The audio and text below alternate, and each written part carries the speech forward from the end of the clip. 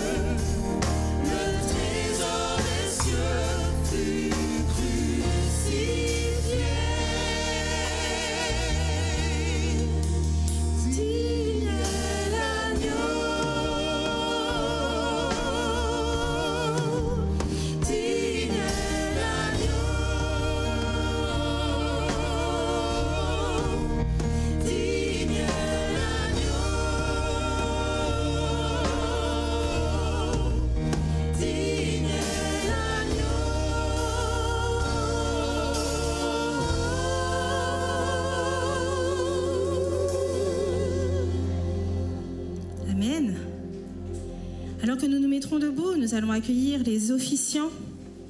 Acclamons ce Dieu vivant. Il n'est pas mort, il est vivant. Et Jésus est ressuscité. Oui, il est mort, mais il est ressuscité pour que nous ayons la vie éternelle. Alors, acclamons notre roi, acclamons notre Dieu vivant.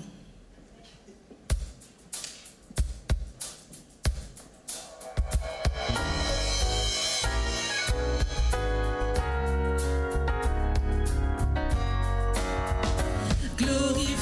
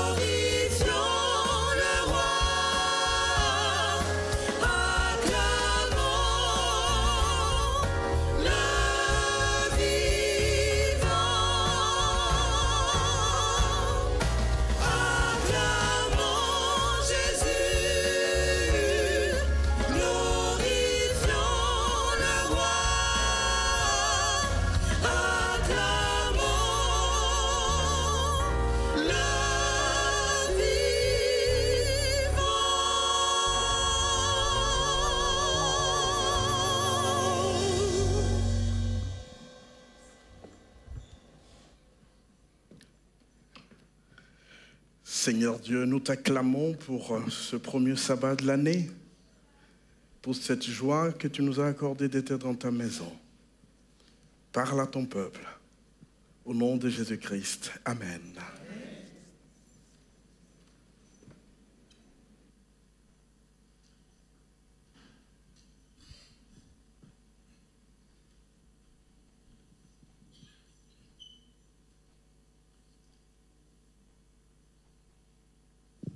Bonjour à tous. L'équipe pastorale m'a chargé de vous accueillir en ce jour spécial, n'est-ce pas? Ce premier sabbat de l'année 2025. À toi, frères, à toi, sœurs, quoi que tu sois, où que tu sois à cet instant, ici ou ailleurs, je vous souhaite de persévérer et de rester fidèles dans l'amour du Seigneur. Proclamons son amour avec force et l'obéissance. Par ces temps difficiles, puissions-nous être attentifs à sa voix. Je vous laisse avec ces paroles qui se trouvent dans Jean 16, verset 33, qui nous dit « Je vous ai dit ces choses afin que vous ayez la paix en moi. Vous aurez des tribulations dans le monde, mais prenez courage, car j'ai vécu le monde. » Sur ces mots, j'ai le plaisir de vous souhaiter la bienvenue. Bienvenue à tous.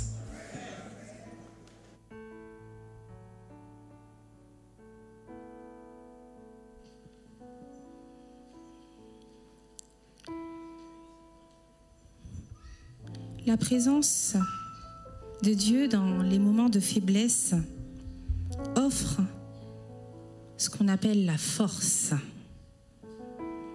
Même lorsque tout semble perdu, il est une source de force. Je suis convaincue que si je vous disais qu'il est un soutien invisible, vous me croiriez, n'est-ce pas? Non, je ne le vois pas, mais je le sens. Je le ressens. Il m'aide à surmonter l'adversité. Quelquefois, j'ai envie d'abandonner. Et d'autres me disent, repose-toi sur Dieu. Remets-lui toutes tes craintes, tes luttes. Fais-lui confiance, il te guidera. Mais je n'y crois pas. Je doute. Je ne sais pas exactement où il est. À droite, à gauche, derrière moi, au-dessus. Mais je suis certaine qu'il est là.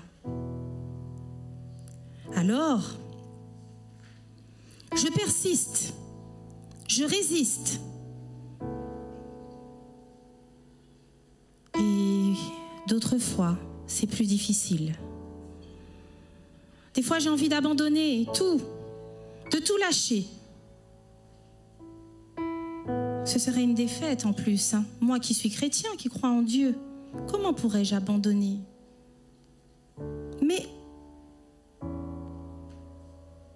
effectivement, s'il est tout le temps là, s'il me soutient lorsque je suis faible, pourquoi tout simplement ne pas m'abandonner à lui?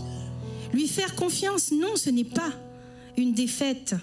Non, ce n'est pas un manque de foi, mais c'est un acte de confiance que d'accepter, de lâcher prise et de laisser Dieu prendre le relais pour nous guider. Alors, oui Seigneur, je suis prête à de nouveaux combats. Es-tu prêt? Chantons ensemble au 346 de nos hymnes et louanges à de nouveaux combats. Jésus, tu nous appelles, mais nous voici fidèles à suivre tes pas. Alors, conduis-nous au combat, Seigneur. Nous sommes tes soldats. Nous te faisons confiance. Alors, arme-nous. que nous serons plus que vainqueurs. Amen. Chantons ensemble.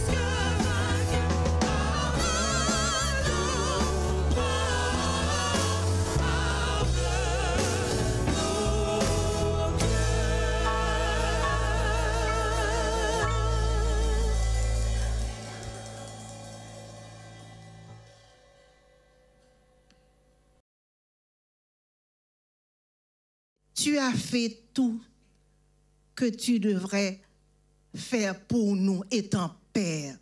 Aujourd'hui, nous te remercions, nous te rendons louange en gloire. Mais Seigneur, pendant tous ces jours que tu nous gardais sur ton manteau de ta justice, nous étions incrédules.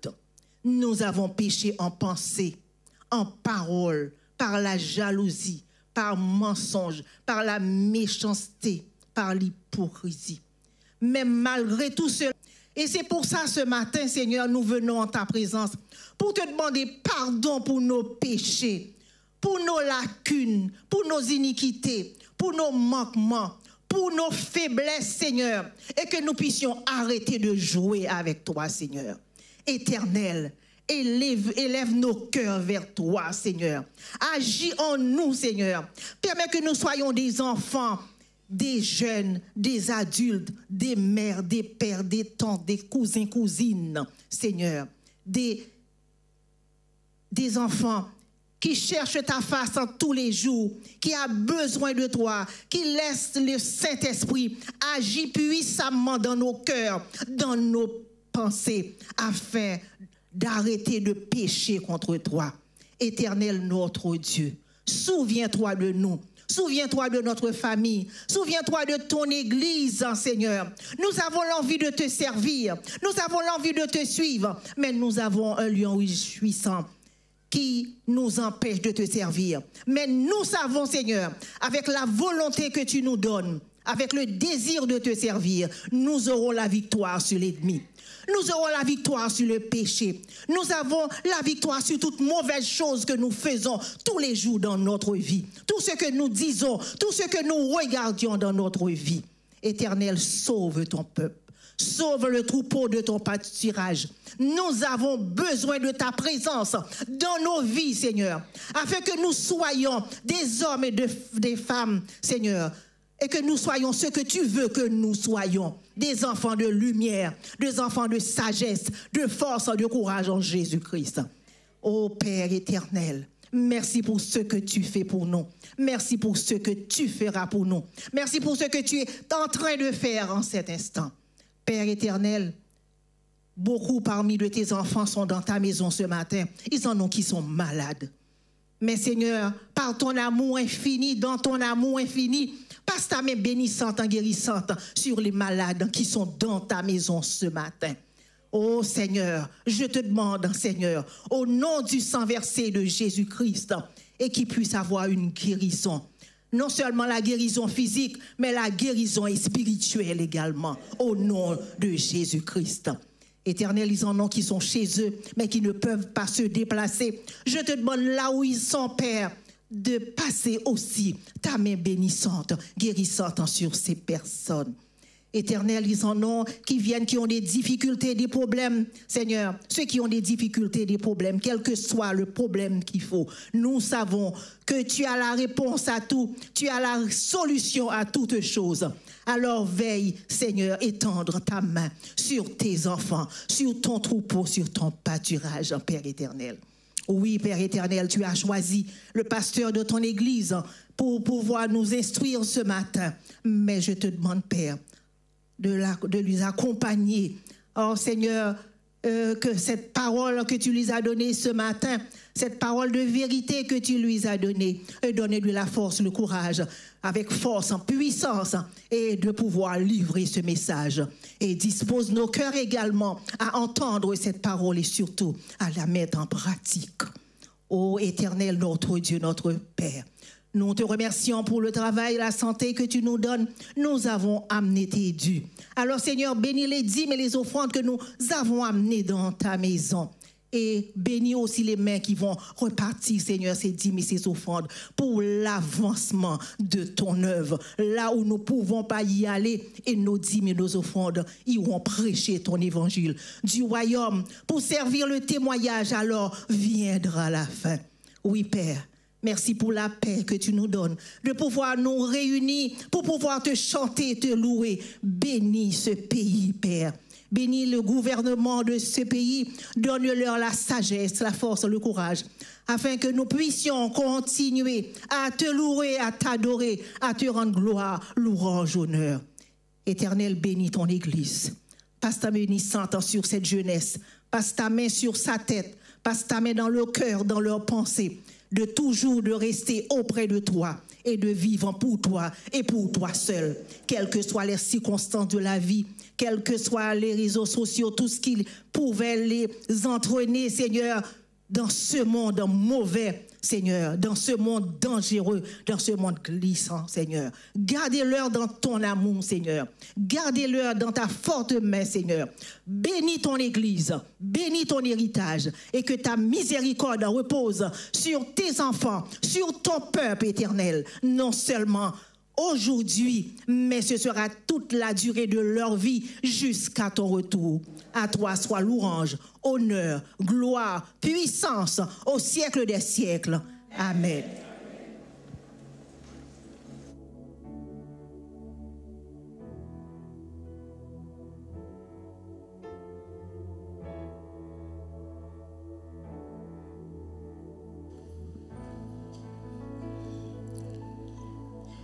À toi, gloire, honneur et louange. Amen. À toi, gloire, honneur et louange. Amen.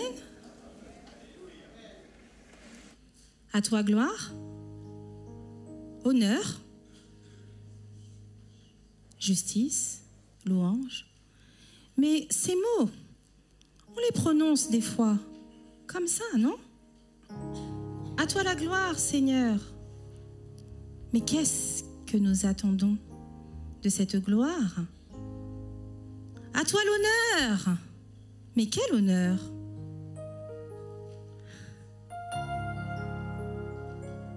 À toi louange. Mais quelle louange! Est-ce que notre être tout entier rend gloire à Dieu? Est-ce que notre être tout entier lui fait honneur? Et est-ce que ma louange monte jusque vers lui, n'est-ce pas? J'aimerais que nous puissions chanter avec gloire, honneur et louange. À toi la gloire, ô ressuscité. Au 81 de nos hymnes et louanges, à toi la gloire, ô ressuscité, mais surtout à toi la victoire, Seigneur, pour l'éternité. Chantons ensemble.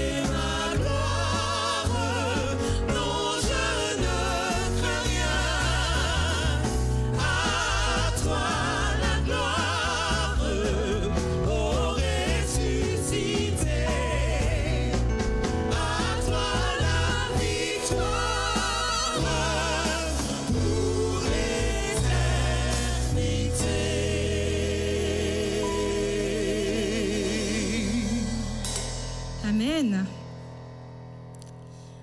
Alors que les diacres et les diaconesses vont passer parmi vous, recueillir, parmi nous aussi, recueillir les dîmes et les offrandes, j'aimerais que cette louange que nous faisons monter à Dieu, il puisse la recevoir, et la recevoir parce que il est digne, c'est lui qui nous a créés, mais c'est aussi lui qui aujourd'hui nous demande d'effectuer un changement dans notre vie pour pouvoir devenir chaque jour un peu plus comme lui a été cet exemple sur terre.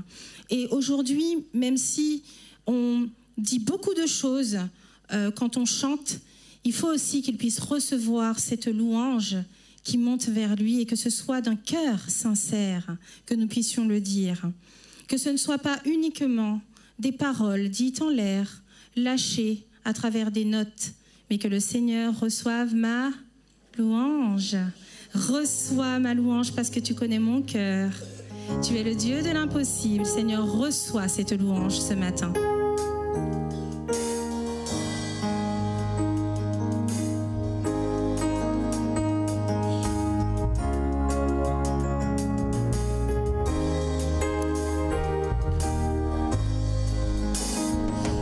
Pour tes bontés dans ma vie et ta grâce infinie, reçois ma louange. 10 000 langues ne peuvent suffire pour te dire merci. Reçois ma louange. Toi qui guéris les malades et qui fais toutes choses à merveille. Reçois ma louange. Toi qui connais mon cœur, le Dieu de l'impossible. Reçois ma louange. Que pourrais-je t'offrir, oh Jéhovah? Toi qui as fait tant de merveilles. Toi qui as fait tant de merveilles pour moi. Que pourrais-je t'offrir, Jéhovah? Oh Jéhovah. Toi qui as fait tant de merveilles pour moi. Reçois, oh Seigneur, reçois Seigneur, reçois ma louange. Reçois Seigneur, reçois, oh Seigneur, reçois Seigneur, reçois ma louange. On va reprendre la strophe. Pour tes bontés dans ma vie et ta grâce infinie, reçois ma louange. 10 000 langues ne peuvent suffire pour te dire merci. Reçois ma louange. Toi qui guéris les malades et qui fais toutes choses à merveille. Reçois ma louange. Toi qui connais mon cœur, le Dieu de l'impossible. Reçois ma louange. Que pourrais-je t'offrir, oh Jéhovah? Toi qui as fait tant de merveilles pour moi. Que pourrais-je t'offrir, Jéhovah? Oh Jéhovah. Toi qui as fait tant de merveilles pour moi. Reçois, oh Seigneur, reçois, oh Seigneur, reçois Seigneur, reçois ma louange. Reçois Seigneur, oh Seigneur, reçois Seigneur, reçois ma louange. On va dire encore reçois, oh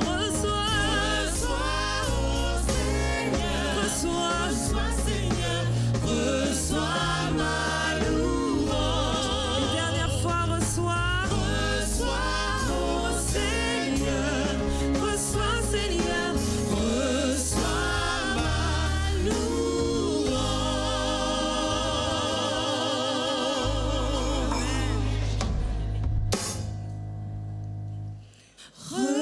Reçois, oh Seigneur, reçois Seigneur, reçois ma louange. À vous.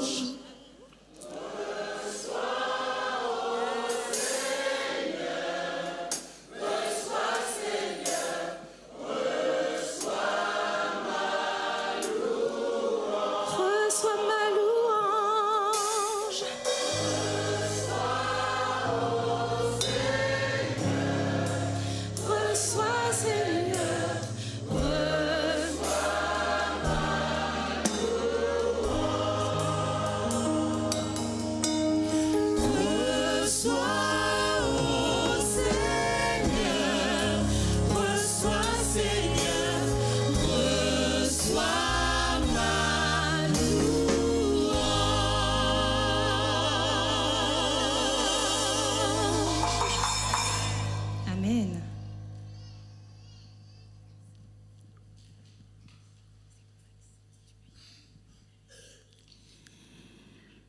Le roi de gloire a déjà fait son entrée parmi nous, n'est-ce pas? Est-ce que vous sentez que Dieu est là? J'aimerais vraiment que nous puissions, avant le texte de base, pouvoir dire combien ce roi de gloire a rempli ce lieu. Il a rempli ce lieu de victoire, il a rempli ce lieu de gloire, il a rempli ce lieu de nous qui sommes présents ici, afin de lui rendre cet honneur, mais aussi de lui dire combien nous souhaitons être près de lui.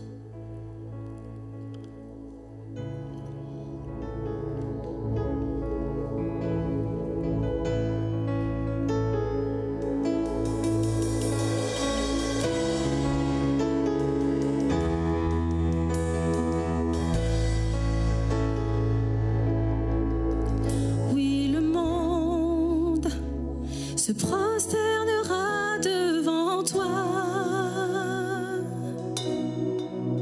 Ils diront que tu es Dieu, tu es roi. Commençons maintenant.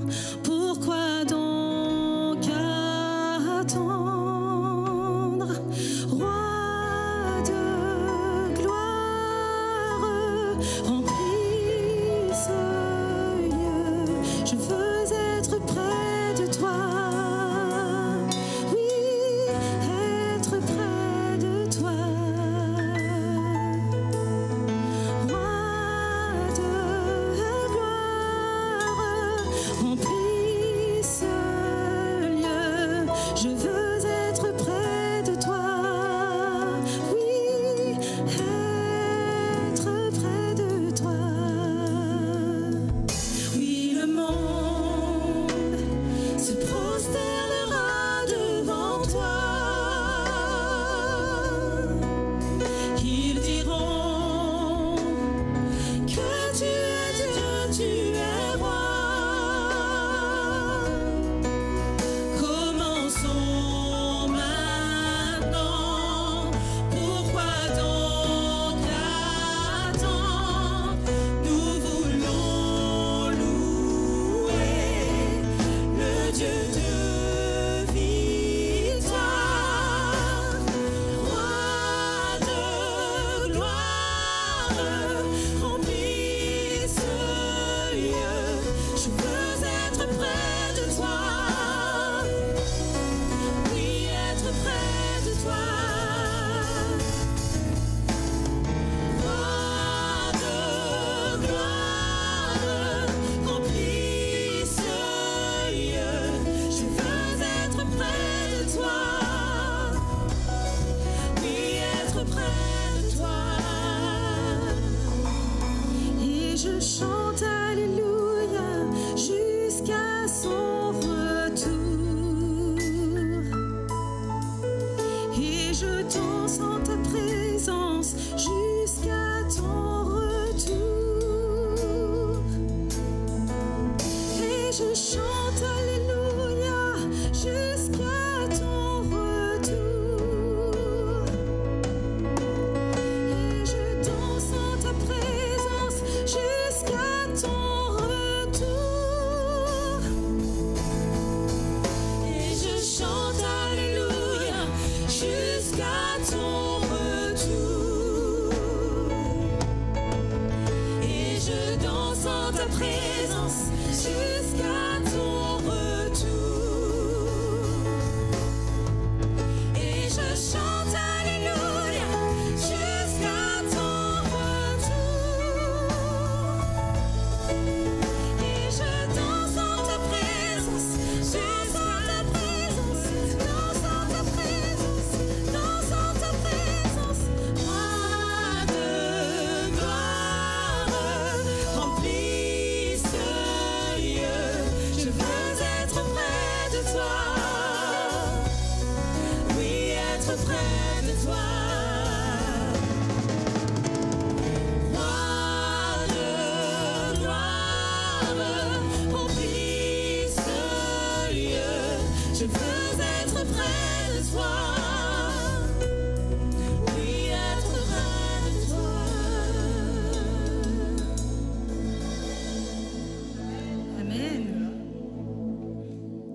je vous invite à vous mettre debout pour la lecture du texte de base.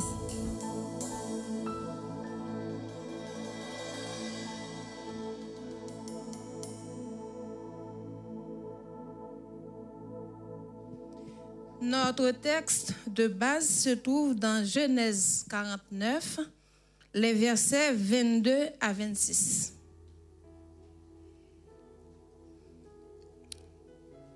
Joseph est le rejeton d'un arbre fertile. Le rejeton d'un arbre fertile près d'une source. Les branches s'élèvent au-dessus de la muraille. Ils l'ont provoqué, ils l'ont lancé des traits.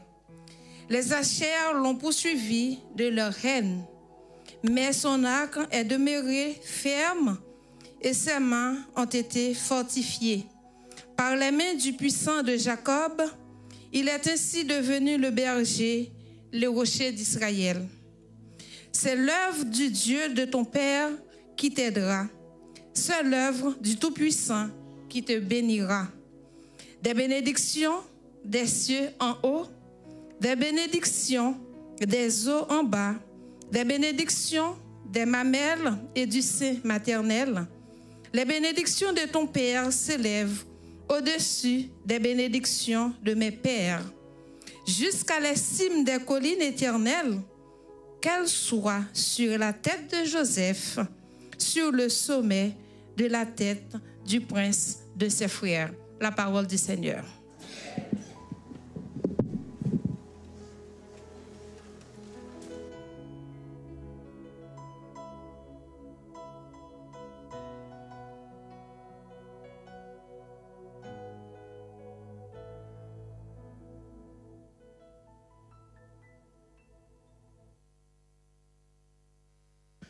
Bonjour et bon sabbat, chers frères et sœurs. Bon sabbat, je suis content de vous voir nombreux ce matin en ce premier sabbat de l'an 2025. Je suis content pour nos frères qui sont dans la salle annexe, les frères et sœurs qui sont juste en bas dans la salle annexe. Nous vous saluons. Nos jeunes qui sont dans les salles juste à côté, en bas, et ceux qui sont ici en haut, et vous dans la chapelle, et ceux qui sont dans le couloir, bonne et heureuse année sous le contrôle de notre Seigneur Jésus-Christ. C'est une joie pour moi et pour l'Église de mettre ce premier sabbat sous le signe de consécration de nos jeunes, d'une bénédiction particulière pour nos jeunes. Depuis hier, nous avons pris le week-end pour parler, pour revenir sur un sujet délicat par rapport aux enfants de l'Église. Les statistiques démontrent que plus le temps passe, plus les jeunes se désintéressent à la chose spirituelle. On a essayé de faire ce qu'on pouvait, on a tout fait, mais on est impuissant devant la situation. Et je pense qu'il n'y a rien de mieux que de demander la présence de l'Éternel au début de l'année en faveur de nos jeunes. Raison pour laquelle hier, nous avons consacré la méditation du soir autour des parents, autour des tuteurs, des marraines, des parents, des grands frères, des oncles, des tantes, de tout ce qui influence dans la vie d'un jeune. Nous avons dit que nous sommes des Mardochés pour ces jeunes. Nous sommes les Mardochés les uns pour les autres. Mardoché a travaillé, il a agi dans la vie d'Esther, il a su inculquer la valeur humaine, la valeur de Dieu, la responsabilité. Et quand Esther est arrivée là où elle devait être comme reine, Mardoché lui a simplement rappelé ce qu'elle devait faire. Elle a pris le courage pour sauver tout un peuple.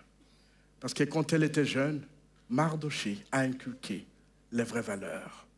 Nous avons conclu que nous, les humains, nous sommes des êtres avec un vide en nous et ce vide est réservé à Dieu. Et dès l'enfance, on essaye de mettre Dieu à la place dans ce vide-là. Il y a des parents qui arrivent, d'autres n'arrivent pas et ils se découragent. Nous avons dit qu'en tant que parents, en tant que tuteurs, en tant que grands frères, grandes sœurs, nous sommes appelés de continuer, d'exercer, de continuer d'inculquer Dieu, de mettre Dieu dans ce vide. Des fois, l'enfant n'aime pas être intéressé par la chose. Mais plus tard, cela reviendra. Et plus tard, il remettra Dieu à la place qu'il faut. Raison pour laquelle ne te décourage pas, toi parent, tu es Mardoché pour ton enfant. Continue de prier, continue d'intercéder, continue d'inculquer l'enseignement non formel. Car nous avons dit qu'il existe 3 minimum. L'enseignement formel, c'est que nous ne maîtrisons pas. L'enseignement informel, c'est que la société donne et qui échappe à notre contrôle. Mais l'enseignement non formel, c'est ce dont nous avons encore la capacité de gérer. C'est de montrer à l'enfant la vraie vie. Et Christ est au milieu de la vraie vie. Aujourd'hui, j'ai promis aux jeunes et à vous tous que je vais parler aux jeunes. Je ne m'adresse plus aux parents. Mais peut-être les parents vont retrouver aussi leur compte dans ce message. Je m'adresse aux jeunes. Et quand je parle de jeunes, je parle de 7 ans en montant jusqu'à 35 ans. On peut limiter cet âge à 35 ans qu'on peut élargir. Mais dans la tête, je pense que beaucoup, comme moi, sont jeunes. On est des jeunes. J'ai déjà dépassé ces 35 ans, mais dans ma tête, je suis jeune. Ce qui fait que le message n'est pas simplement pour ceux qui s'arrêtent à 35 ans, le message dépasse l'âge de 35 ans. Et le message de ce matin est tout simplement tiré du texte que notre sœur nous a lu et qui parle d'un jeune homme que nous connaissons tous, Joseph. Le titre est « Joseph, l'ado au mental d'acier ». Joseph, l'ado au mental d'acier. Prions le Seigneur. Seigneur, le moment est arrivé pour moi d'ouvrir ta parole. Donne-moi les mots justes et dispose ton peuple à recevoir le message que tu as pour lui ce matin. Au nom de Jésus-Christ. Amen. Hier, nous avons dit que nous, en tant que parents, nous sommes appelés à mettre Dieu à la face qu'il faut dans la vie de l'enfant. Et on a vu qu'il y a plusieurs méthodes. Aujourd'hui, on étudie de près le cas de l'enfant, un des enfants. Là, Joseph, l'ado au mental d'acier. Ce titre peut choquer. Il peut choquer les parents. Il peut choquer les jeunes. Il peut choquer tout le monde parce qu'on n'est pas familier à des mots comme ça. Mental d'acier. Dans l'église, c'est pas trop compatible. Choqué parce qu'on est des chrétiens. Choqué parce qu'on est dans une église. Mais pour éviter tout malentendu, nous allons tout d'abord commencer par définir les 2 mots. Mental, acier. Nous allons tout d'abord commencer par les définir. D'après le dictionnaire internaute, quand on dit que quelque chose est mental, cela veut dire que la chose ou l'action se déroule où? Dans la tête. C'est mental, c'est dans la tête. Exemple, calcul mental. C'est dans la tête que ça se déroule. Alors, l'acier par contre, l'acier dans ce contexte symbolise quelque chose de solide et de stable. Mental, c'est dans la tête. L'acier, c'est quelque chose de solide et de stable.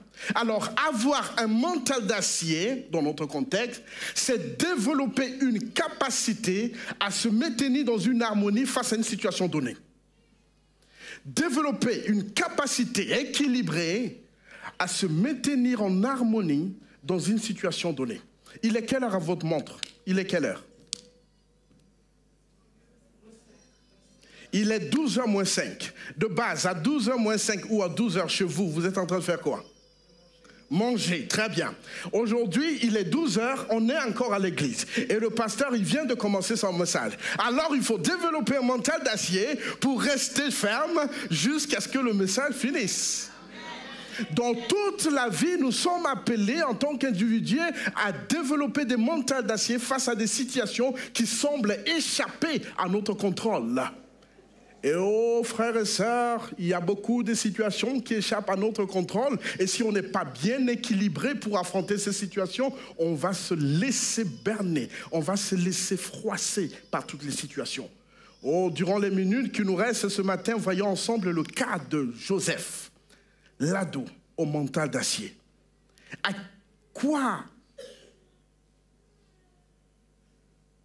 À quel défi faisait-il face à son époque? Et comment il a développé un mental d'acier afin de surmonter ces défis-là? Remontons un peu le temps. Nous sommes dans l'histoire. On repart tout simplement 3300 ans en arrière. Dans la famille de Jacob, le père des Israélites.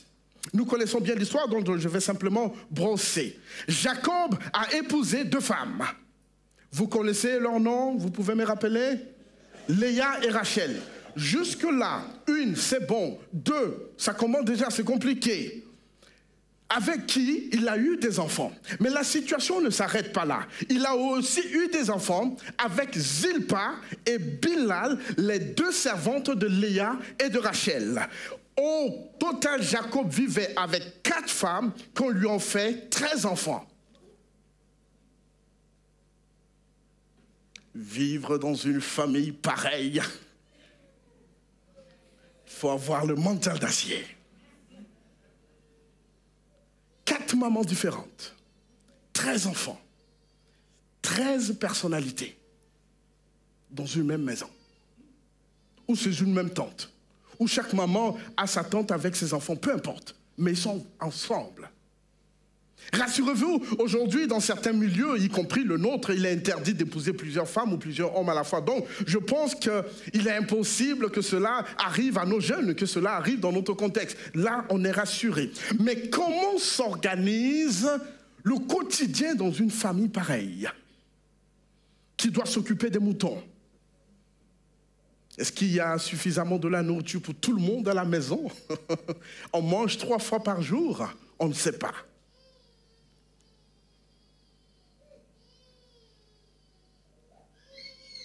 Et la question que je me pose, est-ce que Jacob a le temps, chaque soir, de faire le câlin à chaque enfant avant que l'enfant parte au lit? Je ne sais pas. J'en ai que 3. Mais quand je suis fatigué et qu'on me demande le câlin, je suis fatigué. Jacob en avait 13. Est-ce que chaque parent a le temps pour consacrer à un enfant? Je n'ai pas vécu là-bas, je ne peux pas savoir. Je pense que pour survivre dans une famille pareille, il faut avoir un mental d'acier. Intéressons-nous près à la vie de Joseph dans cette famille. La chose qui complique l'histoire de Joseph, c'est que dans la famille, il est devenu très tôt orphelin de mère. Lui et son petit frère Benjamin. Leur maman s'appelait Rachel. Elle est morte à l'accouchement de Benjamin. Être orphelin d'un seul parent, c'est déjà compliqué. Être orphelin tout court est déjà compliqué. Mais être orphelin dans une famille compliquée, telle que celle de Jacob, est encore plus compliqué. Quand on lit l'histoire de Jacob, on a l'impression de Joseph, on a l'impression que presque tout est contre lui. La nature est contre lui, la famille est contre lui, tout est contre lui. Il naît dans une famille nombreuse, c'est déjà compliqué. Chaque enfant a sa maman, mais il perd sa maman très tôt, c'est déjà encore compliqué. Ses frères sont jaloux de lui parce qu'il faisait des rêves et dans ses rêves, il était leur chef. C'est encore plus compliqué. Ses frères sont jaloux de lui parce que leur père lui a offert une tunique de plusieurs couleurs, un luxe pour l'époque. Là, c'est encore compliqué. Arrivé à l'âge de 17 ans, il a été vendu comme esclave. C'est encore compliqué. Arrivé en Égypte, la femme de son patron, Potiphar, veut coucher avec lui sans son consentement. C'est ce qu'on appelle tout simplement du viol. Là, c'est encore compliqué. Potiphar l'emprisonne injustement à cause de ces situations. C'est encore très, très compliqué. Voici ce qu'il a vécu, ce jeune homme. Un ado. Bref, durant toute sa vie, il a subi tout type d'harcèlement et voire même de violence. On peut parler de violence physique, de violence verbale et psychologique de la part de ses proches. C'est-à-dire dans le milieu dans lequel il est censé être en sécurité, dans la famille, il subit de la violence. Et quand il sort de la famille, il se retrouve à l'extérieur, dans le milieu externe, il subit aussi de la violence de la part de sa patronne. Que ce soit à l'intérieur, le jeune n'est pas en paix. À l'extérieur, il n'est pas en paix. Vous convenez avec moi que cela fait beaucoup pour une personne, mais vraiment beaucoup pour un ado, car à l'époque, Joseph était encore un ado qui a subi ces injustices. Quand on voit de près l'histoire de Joseph, on se rend vite compte que Joseph a grandi au milieu des gens qui ne l'aimaient pas vraiment ou qui ne l'appréciaient pas pour ce qu'il était. C'est-à-dire tout simplement à cause de ton identité, ce que tu es, pas ce que tu as fait, hein, ce que tu es, on ne t'aime pas. Il était qui? Il était un enfant aimé de son père. On ne l'aime pas parce qu'il était enfant aimé de son père. Ses propres frères ne l'aiment pas pour cela. Il a subi des violences, pourquoi? Parce que étant enfant aimé de son père, il a eu le malheur d'être beau. Un beau gars. Pas comme moi, mais plus que moi. Et à cause de cette beauté physique, il est harcelé. Ici, dans le cas, c'est de Joseph qu'on parle, mais on peut aussi parler des filles. Hein. On peut aussi parler de nos sœurs, de nos enfants, dans ce sens-là. Il a eu le malheur d'avoir l'identité qu'il n'a pas demandée. Et tout est contre lui. Malgré tout, son histoire est liée à ce milieu-là. C'est-à-dire que ce soit le milieu externe ou interne, où il n'est pas aimé, où il est harcelé, son histoire est condamnée à être liée à ces milieux-là. C'est-à-dire aux gens. Il est toujours en relation avec les gens, malgré le fait que ces personnes ne soient pas forcément gentilles envers lui. Oh, je parle à quelqu'un qui a moins de 35 ans ou qui dans sa tête a moins de 35 ans, c'est-à-dire ce jeune. Arrêtons-nous un instant. Je pense que comme Joseph, beaucoup d'entre nous traversent pareille situation. Vous n'êtes pas forcément détesté par vos frères et vos sœurs comme Joseph, mais peut arriver que vous ressentiez une sorte de méchanceté de leur part. Vous n'êtes pas forcément détesté par vos camarades de classe ou collègues de travail. Cependant, il vous arrive de ressentir que vous n'êtes pas à la place, vous n'êtes pas à votre place. On vous fait sentir que vous n'êtes pas à votre place. Que ce soit à l'intérieur ou à l'extérieur, vous n'êtes pas à votre place. Et cela est d'autant vrai dans la famille, à l'école, à l'église, sur le lieu de travail, dans la société tout court. Plusieurs d'entre vous sont harcelés à l'école sur les réseaux sociaux, par SMS, par courrier, on se moque de vous, de votre habillement, on retouche vos photos et on les publie, on vous traite de sac à pouf, tu es moche, on vole vos affaires, on vous fait des chantages, on dit même que vous n'êtes pas intelligent, on cherche toujours à vous dénigrer, à vous dénigrer, à vous dénigrer. Et cela malheureusement ne se passe pas que entre les jeunes, même les adultes font la même chose. L'ado Joseph a vécu la même chose dans son contexte, dans sa famille, ainsi que dans la société. L'histoire de Joseph nous rappelle que la relation avec l'autre est nécessaire pour notre développement. Mais elle n'est pas facile. Notre relation à l'autre est nécessaire pour notre développement, mais elle n'est pas facile. Pourquoi cette relation est nécessaire? Parce que tu n'arriveras pas à te réaliser en tant qu'individu sur le plan professionnel, tel que être chauffeur, mécanicien, dentiste, enseignant, pasteur, peu importe, si tu ne passes pas dans une relation avec l'autre. Pour te réaliser, il te faut passer dans une relation avec l'autre. La relation avec l'autre est nécessaire parce qu'elle te permet de te découvrir, de forger un caractère, de développer un mental d'acier, un mental équilibré. Cette relation a pour but de t'aider à t'équilibrer mentalement, à savoir ce qui est bien de ce qui ne l'est pas, ce que tu aimes de ce que tu n'aimes pas. Cher jeune, que ce soit physiquement, tu es jeune ou bien dans la tête, tu es jeune, n'oublie pas, tu es condamné à vivre avec les humains pour ton épanouissement. même si les humains ne sont pas bien avec toi. Oh, il y a un auteur du nom de Sidou Badia qui dit « L'homme n'est rien sans les hommes. Il vit dans leurs mains, il vient dans leurs mains, il s'en va dans leurs mains. Tout humain naît entre les mains des autres, grandit entre les mains des autres, se réalise grâce aux autres et meurt entre les mains des autres.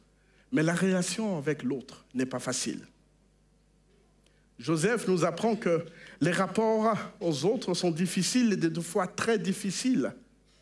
Mais si à la fin de l'histoire de Joseph, il est devenu l'équivalent du premier ministre de l'Égypte, c'est parce qu'il a su garder le bon côté de cette relation. Il a su exploiter, il a su se forger un caractère de guerrier, un mental d'acier, un mental de champion. Vous êtes dans ce monde où vous êtes appelés à croiser le chemin de plusieurs personnes. Là, je m'adresse aux jeunes. Nous sommes appelés à croiser le chemin de beaucoup de personnes.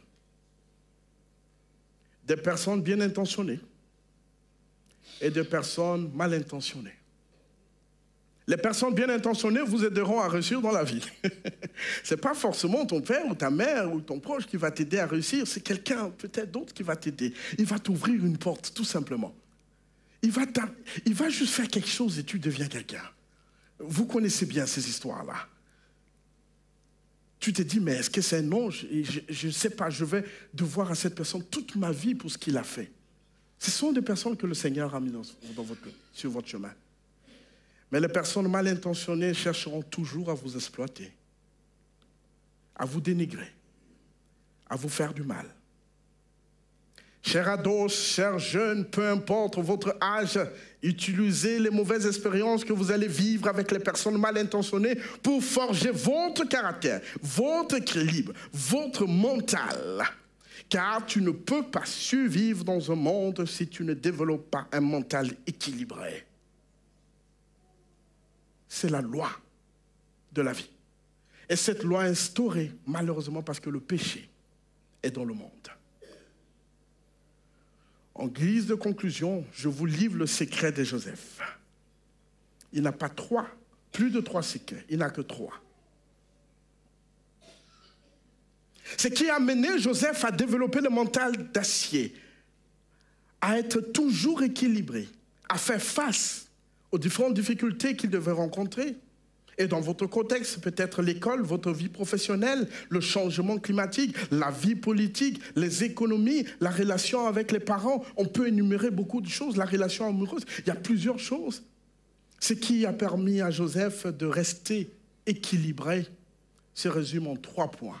Premièrement, retenez tous juste ces 3 points. Joseph s'aimait en tant que personne. N'attends pas que quelqu'un d'autre t'aime avant que toi-même tu l'aimes. Tu ne peux pas t'en sortir dans la vie si tu attends l'approbation des autres. Joseph connaissait sa valeur. Il savait qu'il était une créature si merveilleuse, comme le dit bien le psaume 139, verset 14. « Je te loue de ce que je suis une créature si merveilleuse. » Il savait qu'il était aimé de Dieu. Il a choisi de ne pas laisser les moqueries et méchanceté des gens l'empêcher de réaliser ses rêves. Il a développé la confiance. Il a développé l'assurance.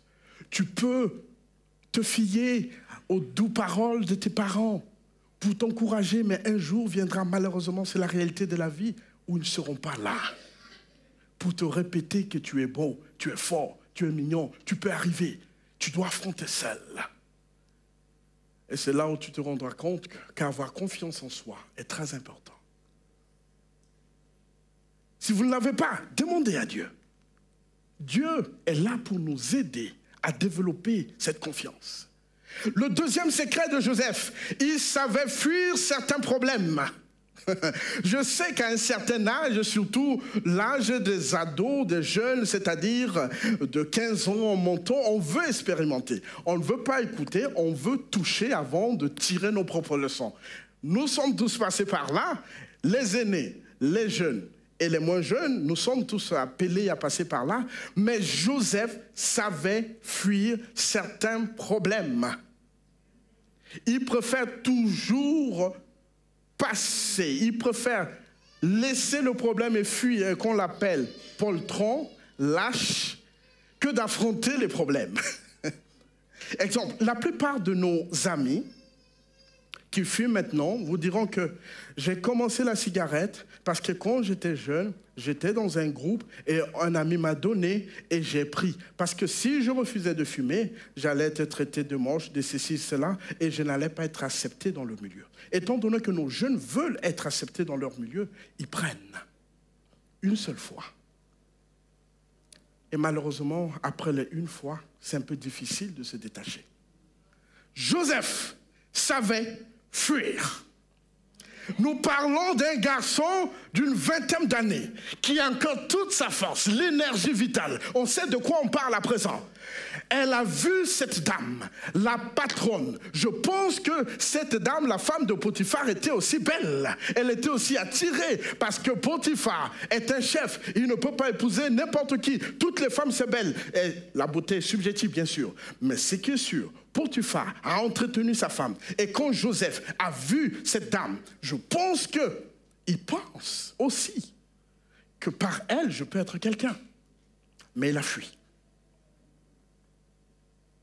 Traite-moi de lâche, mais je préfère fuir. Deuxième secret de Joseph, il savait fuir les problèmes. Le psaume 1 dit « Heureux l'homme qui ne marche pas selon le conseil des méchants, qui ne s'arrête pas sur la voie des pécheurs et qui ne s'assied pas en compagnie des moqueurs. » On peut aussi lire « Heureux le jeune qui ne marche pas en compagnie des moqueurs. » On veut toujours être accepté dans la société. Malheureusement, c'est ça la situation. Et on fait des compromis sur les valeurs que les parents nous ont inculquées.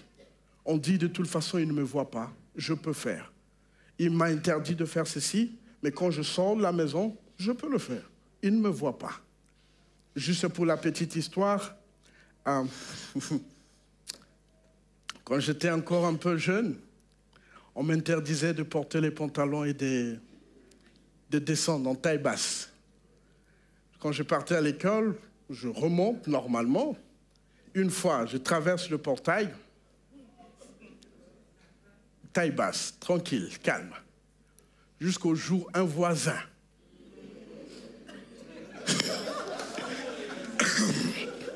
il m'a vu dans la rue en taille basse. Et il est venu dire à mon père. Je conclus l'histoire là. Deux fois, on est bien en taille basse. On se sent en sécurité, on se sent aimé. On est bien avec nos boucs, on est bien avec nos trucs. Tout ce que nos parents nous interdisent, on est bien avec ça. Mais c'est les autres qui nous influencent souvent. Parce qu'on aime être accepté par eux. Le psaume dit « Heureux l'homme qui ne marche pas selon le conseil des méchants et qui ne s'arrête pas sur la voie des pécheurs et qui ne s'assied pas en compagnie de moqueurs. » Joseph a choisi de fuir les avances de sa patronne.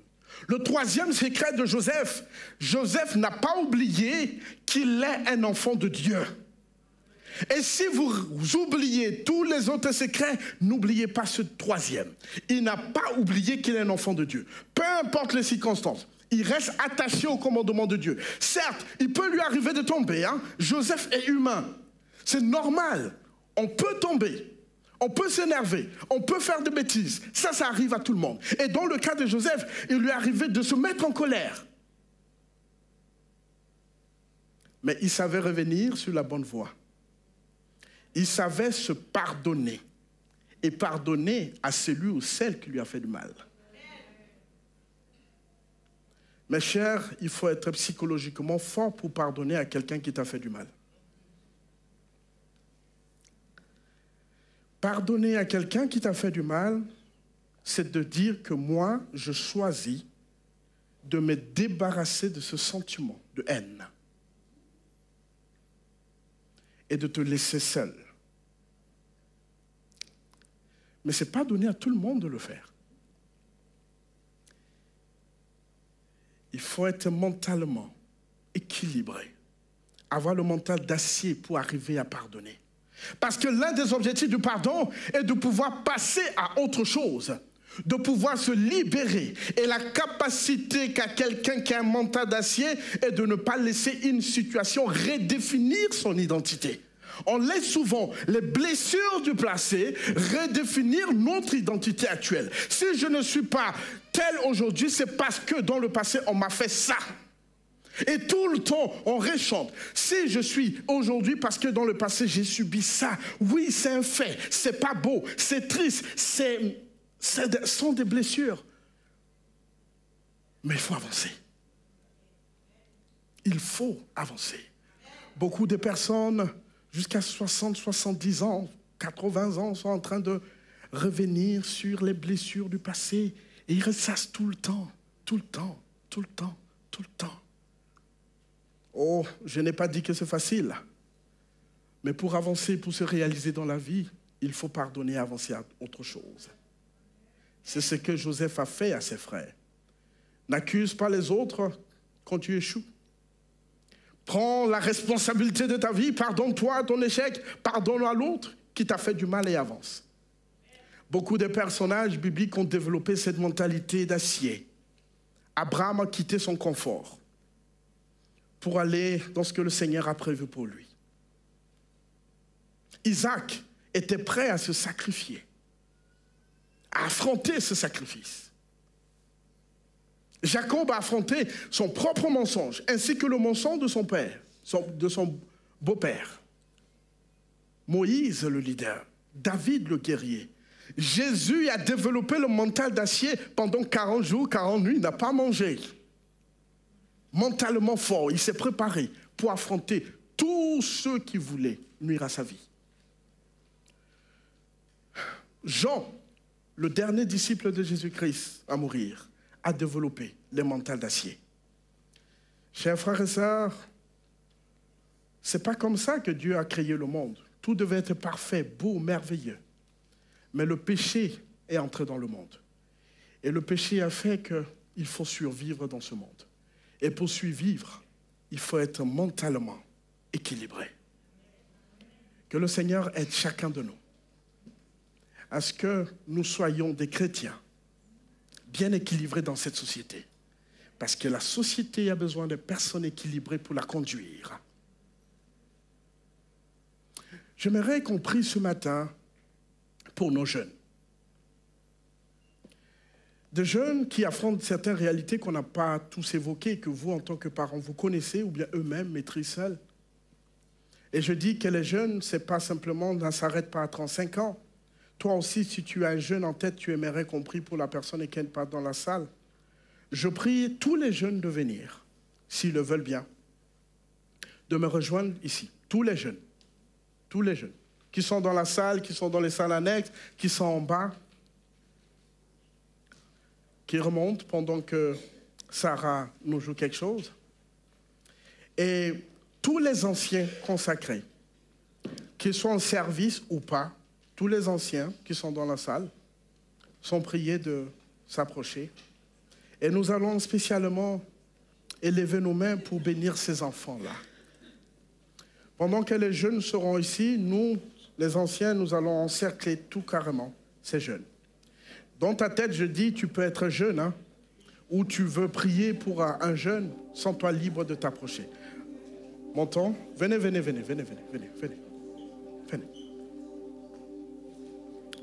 On va essayer de... On peut monter aussi, hein, on peut monter. Venez. On peut monter, venez. Ne vous en faites pas. C'est vous aujourd'hui.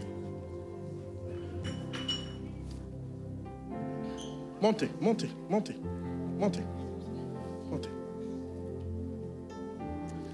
Pendant que la société cherche à détourner ces jeunes, nous, en tant qu'Église, nous devons chercher à les raccrocher à Dieu.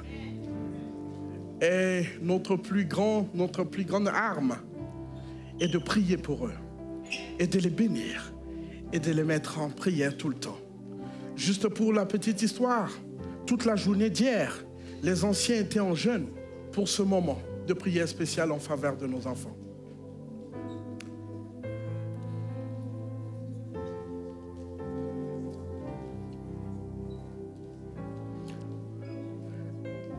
Je parle, ils peuvent aussi venir, tous les enfants, tous les jeunes, tout.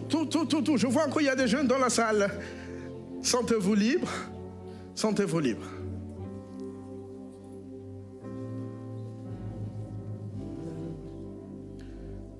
Alors, les anciens, il y a un qui est là-bas. Fred, s'il te plaît, à l'angle. L'aîné est là. Lucienne est là. Il y a encore. Viens, Jude. Tu peux, s'il te plaît? Pas de problème.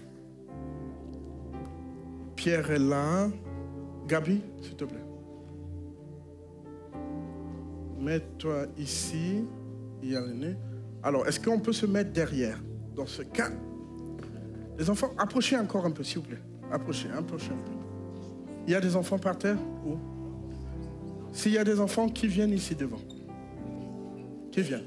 Vous qui êtes derrière, est-ce que vous pouvez vous rapprocher juste un peu pour laisser pour qu'il y ait un ancien derrière vous? Tu peux, s'il te plaît.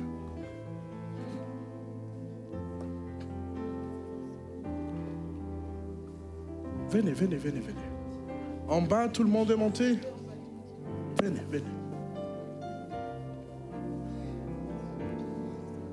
C'est bon. Cathy, rapproche-toi ici, s'il te plaît. Ancien? Ouais. Qui peut se mettre dedans? Vous pouvez. Ouais, sentez-vous libre. C'est bon. Lucienne, tu es là. Gabi, tu peux t'approcher un peu. Il y a une personne là qui monte là. Il y a 2 personnes derrière. C'est bon. OK.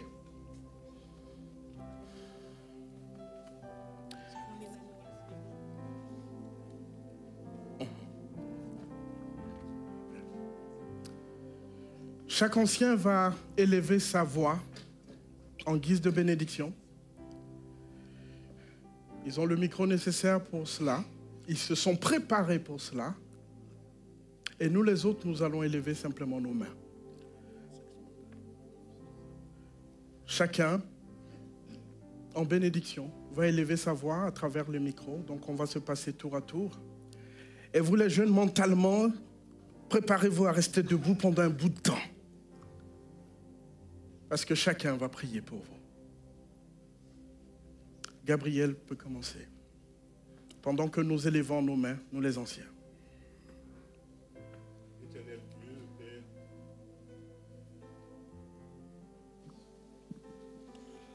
Éternel Dieu et Père,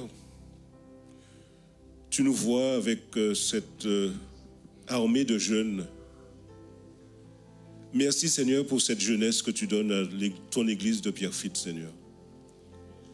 Seigneur, je te les présente afin que tu les prennes en charge et que vraiment chaque jour ils puissent s'appuyer sur toi.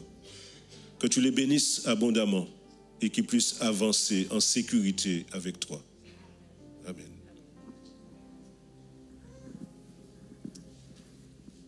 Éternel notre Dieu,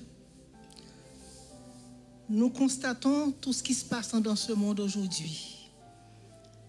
Alors ce matin, Seigneur, nous te confions cette jeunesse. Nous te demandons, Seigneur, que tu sois le rocher de cette jeunesse. Que tu sois en haut, en bas, devant, derrière. Que tu puisses les entourer, Seigneur. Que tu puisses les garder dans ton amour. Que tu puisses leur donner le discernement, la sagesse, l'intelligence. À faire le bien, Seigneur, et à suivre tes pas, et marcher selon tes principes, selon tes commandements. Jeunesse de Pierrefitte, réveillez-vous, levez vos yeux. Jésus revient bientôt. Vous avez une ciel à gagner. Confiez-vous en l'Éternel. Ne regardez pas ni derrière, ni en arrière. ni entendre les voix que vous ne devez pas entendre, des paroles. Mais regardez, fixez vos yeux sur le Seigneur seul, qui vous donne la vie, l'espérance et le bonheur, la vie éternelle. Amen.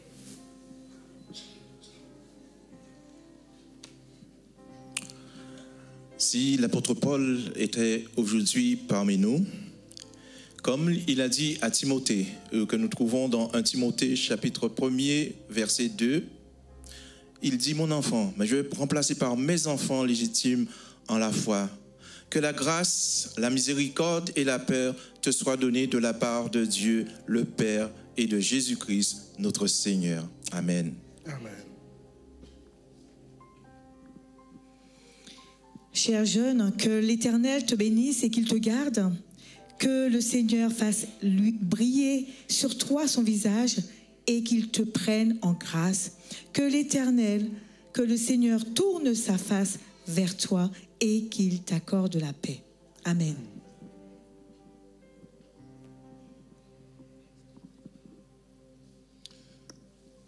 Père, tu nous dis, je répandrai sur toi une eau pure, je te purifierai de toutes tes souillures et de toutes tes idoles. Je mettrai en toi un cœur nouveau et un esprit nouveau. Seigneur, pour ces jeunes, c'est ce que je réclame aujourd'hui. Car le péché, Seigneur, c'est le quotidien de chacun. Nous sommes tous en lutte, Seigneur, pour te rester fidèle, pour rester debout, Seigneur Dieu.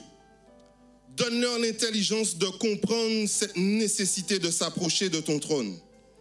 Donne-leur la volonté et la force, Seigneur, d'accomplir, Seigneur, ce que personne ne peut faire pour eux.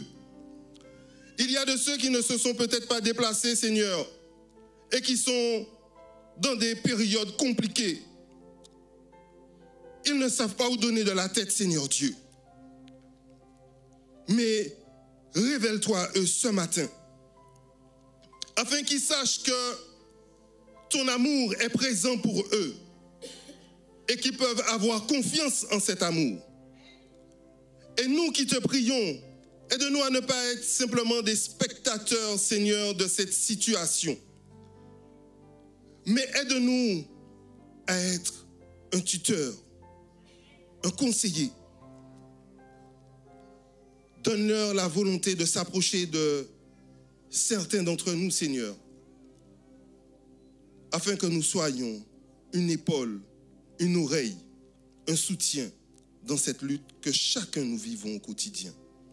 Nous te prions au nom de Jésus.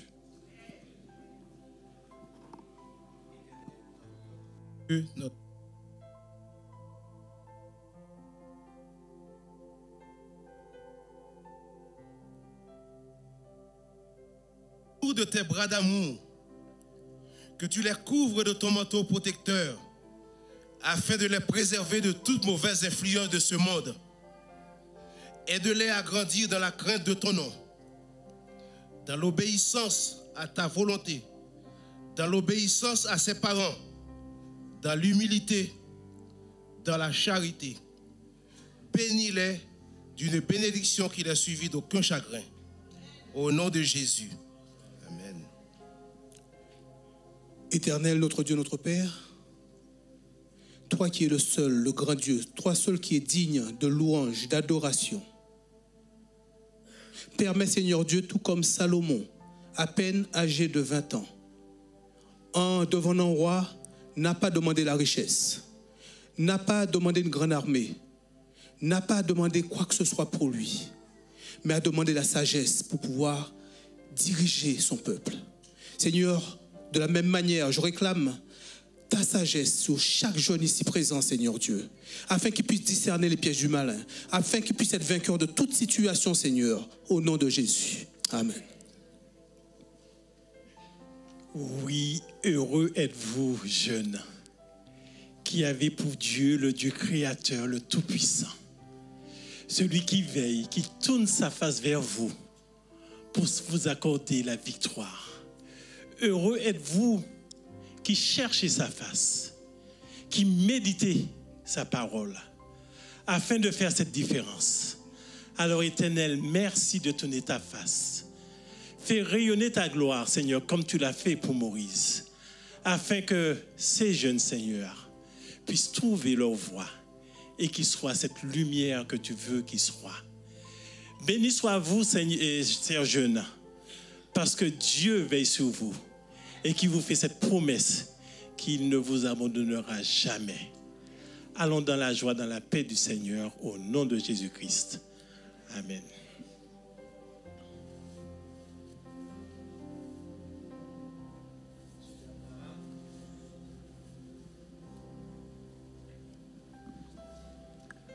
Dieu d'Abraham, Dieu d'Isaac, Dieu de Jacob, Dieu de Joseph.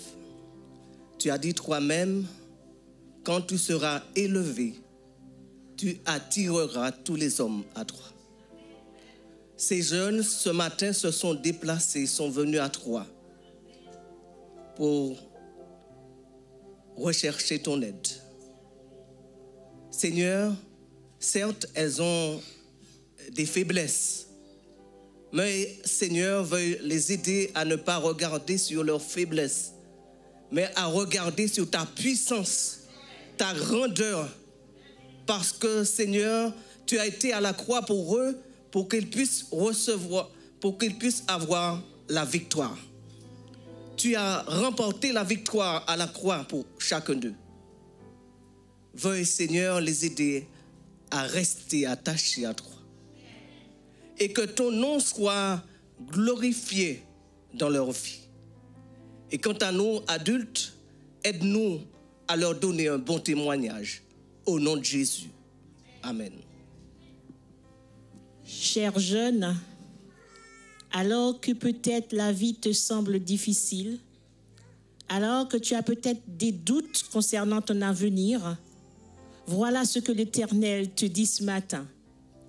Recommande ton sort à l'Éternel en toutes circonstances. Mets en lui ta confiance en toutes circonstances. Et cher jeune, sois certain qu'il agira. Et il fera paître sur toi la justice comme la lumière. Chers jeunes, que Dieu soit dans vos cœurs jusqu'à ce qu'il revienne. Amen. Chers jeunes, chers parents, chers amis, chers frères et sœurs, chers adultes, en ce début d'année, que le Seigneur vous bénisse et qu'il vous garde. Que le Seigneur fasse luire sa face sur vous et qu'il vous accorde sa paix. Qu'il réponde à vos attentes.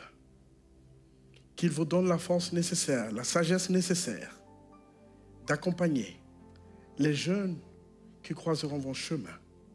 Au nom de Jésus-Christ. Amen.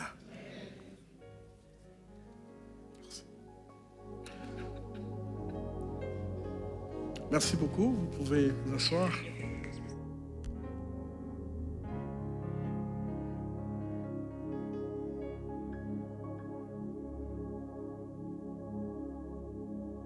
Rendez-vous à quelle heure? Mais avant 15h. 15h combien?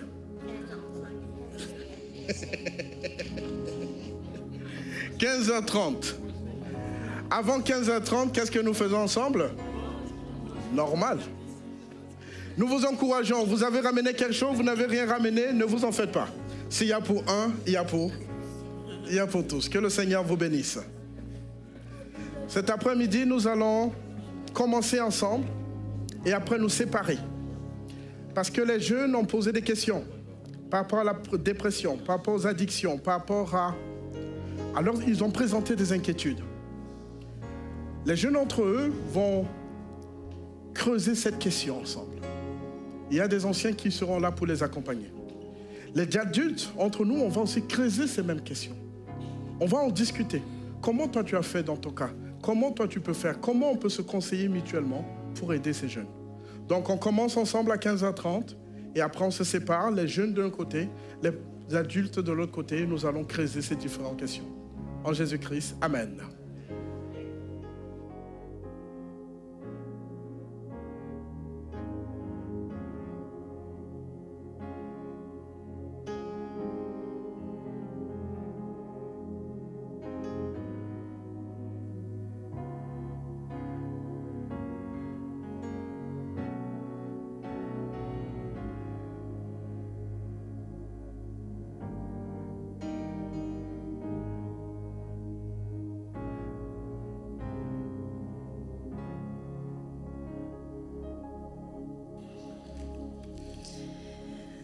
Alors que les diacres et les diaconesses nous reconduiront vers la sortie, nous chanterons ensemble « Reçois ma louange ».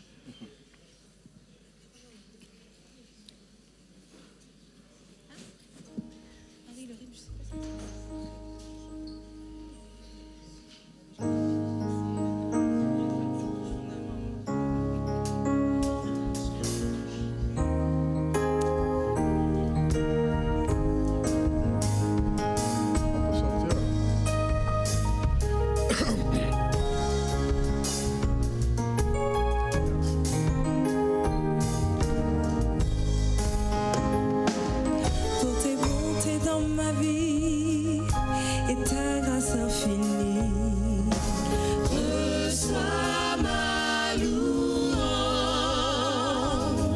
10 000 langues ne peuvent suffire pour te dire merci. Reçois ma louange. Toi qui guéris les malades et qui fais toutes choses à merveille. Reçois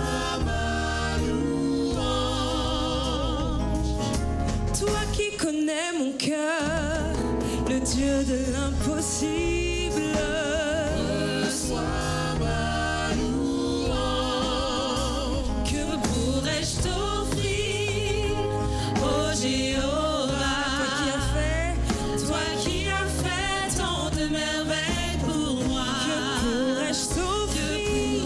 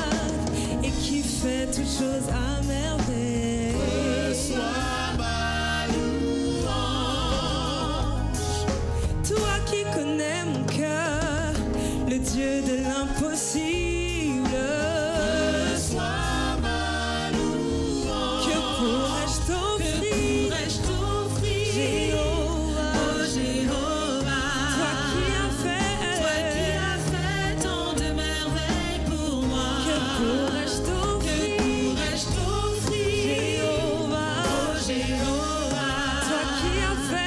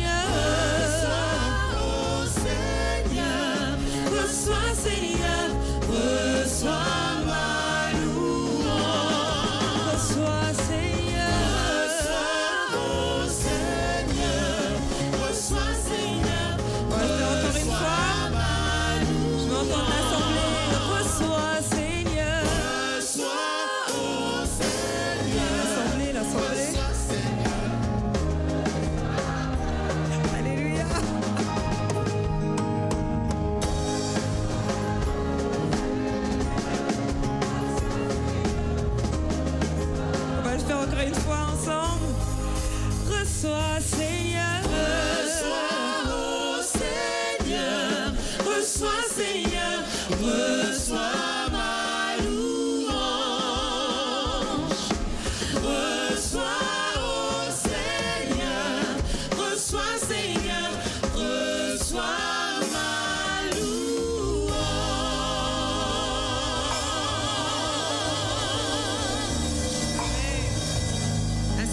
prochain, 9h30.